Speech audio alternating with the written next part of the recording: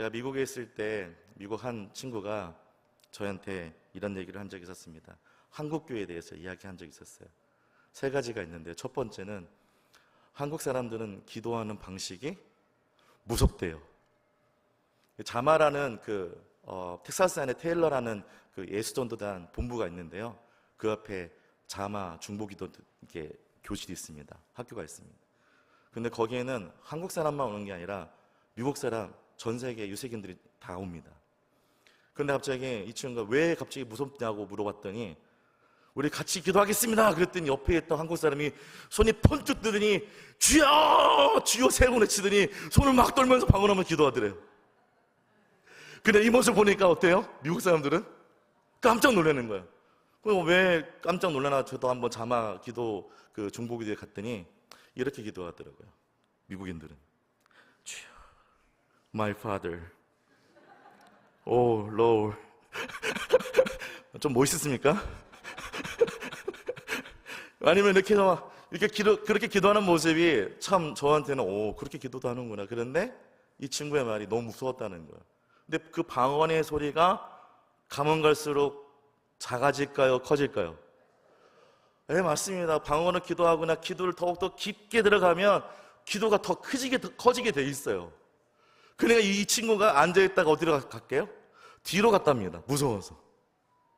근데 뒤로 가면서 이렇게 자기 기도하는데 갑자기 그 주위에 있는 사람들이 기도로 어떻게 해요? 더 뜨겁게 기도하는 걸 발견했대요. 그 뒤에 있던 그 친구 다시 앞으로 와서 그 옆에 앉아서 같이 크게 기도했다는 거예요. 그러면서 자기 마음에 한국 기도의 능력, 파워 있다. 할렐루야. 네, 자부심을 가지십시오. 한국상 기도는 강합니다. 그런데 또 하나 높게 평가한 게 있어요. 뭐냐면 바로 간절함이었습니다. 그 간절함이 마치 하나님과 함께 한다는 느낌이 들었다는 거예요. 얼마나 간이 저리도록 기도했든지 그 마음이 옆에 있는 사람들에게 전달되고 그리고 함께 기도하는 힘을 발휘하게 되었다는 겁니다. 또 하나는, 두 번째는 교회에 너무 나간다는 거예요. 무슨 말인지 이해하셨습니까? 미국 사람들은 주일만 나갑니다. 수요일은 그냥 성경 공부해요. 근데 우리는 언제 교회 나가요? 수요 예배, 금요 예배, 주일 오전, 오후, 또 새벽 예배, 또 그만 했습니까? 제자 훈련, 전도 훈련, 성경 훈련, 교사 훈련. 그러니까 저한테 이렇게 나간다고 얘기하니까 그러면 교회에 한 300명 넘는 사람들이 상주해야겠냐고 저한테 물어보더라고요. 한국 교회에 하나님을 모이는, 하나님 앞에 나오는 사람들이 많다는 이야기를 들었지만 그렇게 매일 모이는 줄 몰랐대요. 그러면서 자기도 그런 체험을 하고 싶다는 거예요. 매일매일 하나님과 동행하는 하나님의 백성처럼, 한국의 사람들처럼, 한국의 성도처럼 그렇게 나아가고 싶다는 얘기를 들었습니다. 세 번째는 있는데 말 안 할래요. 부정적인 이야기입니다. 이들이 가진 첫 번째와 두 번째 생각을 이렇게 정리해 보니까 이렇게 얘기가 됩니다. 하나님 앞에 나아가는 시간이 정해져 있다는 거죠. 그게 자이든 타이든 말이죠. 오늘 본문에 나오는 이스라엘 백성도 마찬가지입니다. 하나님 앞에 나아가는 시간이 있다고 하나님 우리에게 말씀하고 있습니다.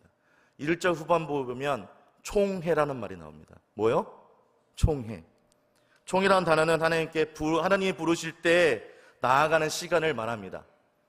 정해진 시간이며 하나님의 부르심에 반응해야 하는 시간인 거죠. 하나님 만나는 시간. 이게 바로 총회입니다. 그래서 그곳에 나갈 때는 끌려가듯이 나가는 것이 아니라 자의적으로, 능동적이고 자발적으로 하나님 앞에 나아가야 되는 것입니다. 기뻐하며 나가야 되는 것이고 하나님 앞에 찬양하며 나가야 될 줄 믿습니다. 이 자리에 사랑하는 성도님들이 그렇게 나온 줄 믿습니다. 하나님을 기뻐하고 찬양하기 위해서, 하나님이 나를 만나주겠다는 마음을 가지고 이 총회에 나온 줄 믿습니다. 그러나 우리만 있는 것이 아니라 이스라엘 백성도 이렇게 하나님을 만나는 정해진 시간이 있습니다. 바로 칠대절기입니다. 첫 번째는 유월절, 두 번째는 무교절, 세 번째는 초실절, 네 번째는 오순절, 다섯 번째는 나팔절, 여섯 번째는 속죄일, 7번은 초막절입니다. 유월절은 다 아시다시피 애굽에서 출애굽할 때 10번째 재앙으로 통해서 하나님이 이스라엘 백성의 구원자가 되시는 것을 기념하고 노예에서 해방된 날을 기념하는 날입니다. 무교절은요, 급히 나와서 누룩 없이 빵을 먹도록 서서 먹는, 빵을 서서 먹는, 무교병을 서서 먹는 날입니다. 이것도 출애굽을 기념하는 것이죠. 세 번째 조실절은 유월절 후에 첫 안식일을 말합니다. 추수 전에 곡식단을 이렇게 한 단을 하나님께 드리는 절기로서 양식을 주신 하나님께 감사하는 날이죠. 오순절, 또 칠칠절, 맥추절이라고 합니다. 이날은 밀 수확을 주신, 이 밀의 열매를 주신 하나님께 감사하는 날입니다. 칠칠절은 초실절부터 50일 이후를, 50일째를 말하는 거죠. 나팔절은 새해 첫날 하나님 앞에 드리는 겁니다. 여섯 번째는, 이날은 속죄일입니다. 이스라엘 전체의 죄를 뒤집어 쓰고 하나님 앞에 나의 죄를 어떻게 하는 겁니까? 회개하는 날입니다. 어쩌면 이 회개하는 날을 한국 교회에서는 이렇게 나팔절, 그러니까 새해 첫날에 속죄하며 저에 나오는 그런 것들이 아마 이런 의미가 있는 것 같습니다. 일곱 번째는 초막절입니다. 초막절은 바로 이스라엘 백성이 애굽에 나와서 광야에 머물러 있던 것을 기념하는 동시에 풍성한 수확을 허락하신 하나님께 감사하는 날입니다. 이스라엘 백성들이 1년에 몇 번 예배를 드려요?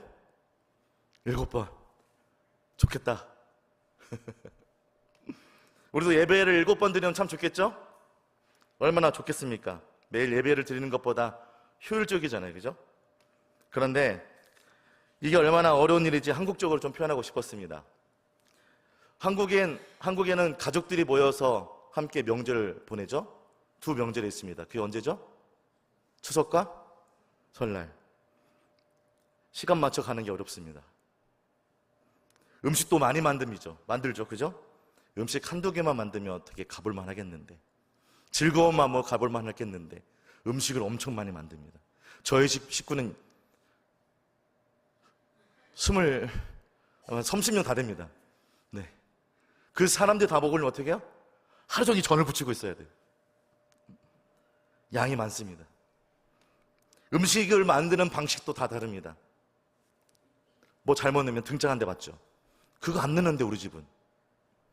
그럼 어떻게 다시 뺐다가 또 다른 데서 이거 넣어야 맛있대. 다 집어넣습니다. 왜 음식은 이렇게 짜? 전에 명절에 먹었던 그 음식이 너무 맛있었네. 설거지는 언제 할 거야? 세배는 언제 하냐? 금방 밥 먹고. 설거지하고 세배하니까 뭘 준비해야 돼요? 점심 준비. 점심 차리고 설거지하고 잠깐 커피 마셨더니 또 무슨 준비? 저녁 준비. 이렇게 시간을 정해놓고 만나러 오는 과정도 힘든데 어렵게 조정해서 나와 만나는 그 시간 가운데 여러 가지 갈등이 있는 거죠. 이런 명절을 몇 번 보내야 된다? 7번. 그러나 짜증내지 않고 정성을 다해야 돼요. 기쁜 마음과 행복한 마음은 보너스, 덤입니다. 자이든 타이든 말이죠. 그런데 여기서 끝나지 않습니다. 오늘 본문 1절 한번 같이 읽어보겠습니다. 1절입니다. 같이 한번 읽어볼까요? 시작. 고환이 상한 자나 음경이 잘린 자는 여호와의 총회에 들어오지. 하나님 부르심에 최선을 다해 하나님 앞에 나아갈 때 이것 말고도 더 중요한 조건이 있다는 겁니다. 누구에게요? 성도에게. 하나님 앞에 나아가는 성도는 어떤 모습이 하는가, 그 조건을 우리에게 보여주고 있죠. 첫 번째는 세상과 타협하는 가치관을 버려야 된다는 겁니다.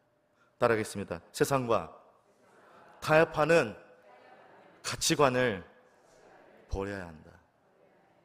오늘 본문을 잘 보면 불편한 단어가 좀 나오죠. 뭐가 나옵니까? 고환이 상한 자, 또 음경이 잘린 자. 좀 되게 불편한 단어입니다. 근데 저는 이 단어에 집중하지 않고 이 1절 안에 계신 하나님의 계획과 뜻을 좀 살펴보기를 원합니다. 1절 본문을 이해할 때 하나님의 형상을 지음받은 백성이니 거룩하고 구별되라는 의미로 이것들을 이해할 수가 있을 것입니다. 왜냐하면 하나님은 우리 가운데 하나님의 형상을 지음받은 성전을 우리 가운데 허락하셨기 때문에 그렇죠. 그런데 왜 하나님은 모세를 통해서 이렇게 불경스러운 단어를 쓰면서 우리에게 이 말씀을 선포하고 계실까요? 이 단어와 이 문장을 이해하려면 그 당시의 문화를 이해해야 합니다. 그 당시 가나안 팔레스틴 땅은 많은 부족들이 있었습니다. 그들은 각 부족들하는 부족의 신앙들을 가지고 있었어요. 그런데 그들은 그들의 신앙심을 자기 부족 사람들에게 인정받아야 그들을 한 소속으로 받아들였습니다. 그 중에 하나가 바로 몸을 베는 거예요. 또 어느 민족은 몸에다가 자기 다른 어떤 문신을 새기는 것을 하게 합니다. 그러니까 어떤 말입니까? 하나님과 함께 나아갈 백성이 이미 가나안 땅에 들어가기 전에도 가나안 사람들과 좋은 모습으로 사이좋게 지내기 위해서 그들의 신앙의 일부를 어떻게 해요? 따라했다는 거예요. 그들과 함께 할 수만 있다면 하나님께서 주신 말씀의 기준을 다 무너뜨려버리고 세상의 가치관에 우리의 신앙을 맞춰간다는 것입니다. 그것을 보여주고 있어요. 그리고 내 마음은 어떻게 해요? 이렇게 얘기합니다. 나 최선을 다했어. 내 자신에게 합리화를 하죠. 나아가 하나님의 통치하심과 다스림이 받는 우리의 신앙을 어떻게 해요? 무너뜨려 버립니다. 그들과 함께 가려고요. 그 예가 어디 나올까요? 사사기 1장 19절입니다. 한번 같이 우리 읽어볼까요? 사사기 1장 19절입니다. 시작. 여호와께서 유다와 함께 계심으로 골짜기의 주민들은 철병거가 있으므로 그들을 쫓아내지 여호와께서 그들과 함께 한다고 말씀하고 있습니다. 그런데 그 앞에 있는 구절들을 보면요, 열심히 싸워서 전쟁에 승리합니다. 다 멸절해요. 그런데 여기 우리가 오늘 주목해야 될 게 사사기 1장 19절 보면 누구와 함께 하고 있습니까? 여호와와 함께. 하나님이 나의 모든 전쟁을 주관하시고 지금도 함께 하고 계시다는 것을 이스라엘 백성들이 알고 있고 고백하고 있습니다. 그런데 뭐라고 했어요? 뭐가 있으므로? 철병거가 있으므로. 자기들과 가나안 사람들의 모습을 비교하고 있는 거예요. 그러니 얼마나 하나님이 작게 보이겠습니까? 여태까지 하나님을 위해서 싸웠고 가나안 땅을 차지했어. 나 최선을 다했어. 그러니 죽고 싶지 않아. 여기서 죽고 싶지 않아. 딱 이 정도야. 딱 이 정도가 내가 할 수 있는 최선이야 라고 선을 긋고 있는 거죠. 철병거가 있으므로 그들을 쫓아내지 못해. 죽지 않은 것만 다행이다는 거죠. 이스라엘 백성만 그럴까요? 아닙니다. 분명히 우리 안에도 이런 모습이 있어요. 함께 기도하자, 함께 예배하자, 함께 주 앞에 나가자라고 하지만 우리는 어떻게 해요? 딱 이 정도야. 딱 이 정도야. 내가 드릴 수 있는 걸 최선을 다해서 드려보지 않고 내 환경을 바라보며 세상에 어떻게 해요? 나의 쉼터를 마련해 놓고 그 쉼터가 방해되지 않도록 우리의 신앙에 선을 긋고 있는 거예요. 직장과 가정과 삶의 교제 가운데 세상과 타협하는 우리의 가치관 있다는 것입니다. 저는 설교할 때 저희 가족의 얘기를 자주 합니다. 왜냐하면 유튜브 나가서 다른 사람에게 이 예를 들 때 그 사람에게 허락을 맡아야 하기 때문에 저희 가족은 허락하지 않아도 제가 만도를 합니다. 저희 형님이 조그만 철강 회사를 하고 있습니다. 처음에 그 청일강해설을 일으킬 때 돈이 없다 보니까 너무 힘이 들었어요. 근데 여기저기에서 리베이트를 주면 많은 물건을 주겠다고 얘기했답니다. 하나님이 기도했어요. 하나님, 내가 그들한테 정당한 것 위에 주지 않도록 하나님께서 채우시고 인도해 주시기를 간절히 소원합니다. 또 하나님, 내가 잘 돼서 더 많은 리베이트를 받을 수 있음에도 불구하고 그리스도에서 내가 받을 수 있는 것만큼, 합법적으로 받을 수 있는 것만큼 정당하게 볼 수 있도록 주여 인도하여 주옵소서. 지금은 하나님께서 그 가정, 그 기업 가운데 축복해 주셔서 아주 번창하고 있습니다. 사랑하는 성도 여러분, 우리 가운데 정당하고 올바른 신앙을 가지는 것은 참으로 어렵습니다. 세상과 타협하는 그런 신앙, 우리 가운데 있을 수가 있다는 거죠. 그러나 우리는 어떻게 해야 됩니까? 우리의 믿음과 신앙을 지킬 수 있도록 우리는 최선을 다해 살아내야 합니다. 할렐루야. 지금 신명기 몇 장이죠? 23장입니다. 신명기가 거의 끝나가도록 모세는 하나님의 마음을 담아서 이스라엘 백성들에게 세상의 가치관을 벗어내도록, 걷어내도록 이 말씀을 듣고 행하기를 원하고 있습니다. 청종하여 행하라. 계속적으로 반복적으로 이야기하고 있어요. 그들이 잘 듣고 있기 때문에 이렇게 하고 있을까요? 아닙니다. 그들이 한 귀를 듣고 한 귀로 흘리는 것이 눈에 보였어요. 그래서 계속적으로 반복적으로 선포하고 있는 거예요. 죽음을 앞둔 모세가 얼마나 그대의 그 모습 가운데 차분하고 진중하고, 그리고 이스라엘 백성들의 하나하나 눈을 보면서 이야기하고 있는 거예요. 하나님의 말씀을 지켜 세상과 타협하지 말아라. 이렇게 얘기하고 있는 거죠. 그럼에도 불구하고 다른 곳을 바라보는 이스라엘 백성들이 있었다는 거예요. 이 놀라운 사실을 성경에서 얘기하고 있습니다. 저 아이들을 잘못될 때 때리면 이렇게 한 아이가 숨습니다. 그게 누구냐면 셋째예요. 안 맞으려고 숨어 있는 거예요. 그러나 맞은 애들은 다시는 그런 일을 안 하려고 합니다. 하나님이 주시는 교훈의 책직을 멀리하지 말고 그것을 받아들여 세상 앞에서 하나님의 놀라운 영광을 드러필 수 있는 하나님의 백성이 되기를 주님의 축복합니다. 이제는 이미 들어와 버린 세상적 가치관이 하나님 나라의 가치관을 무너뜨리는 과정을 보여줍니다. 어떻게 더 깊이 들어와 무너뜨리는지 성경을 다시 한번 보시죠.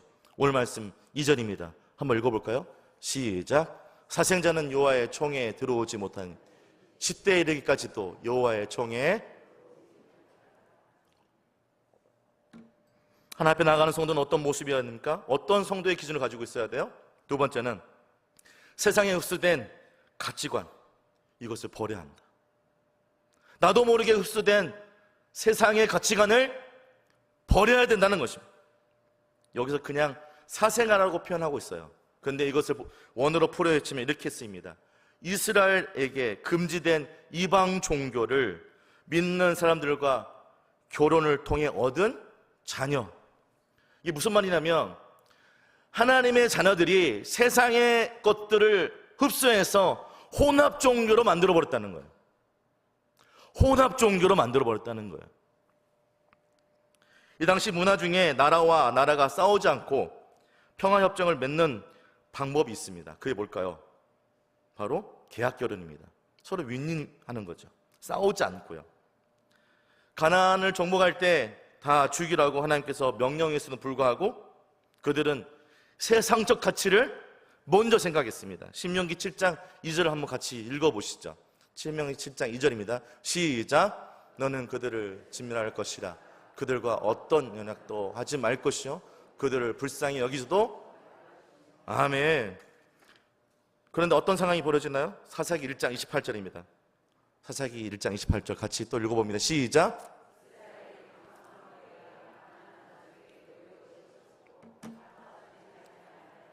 네, 하나님이 보이지 않고 자기 힘을 키워냅니다.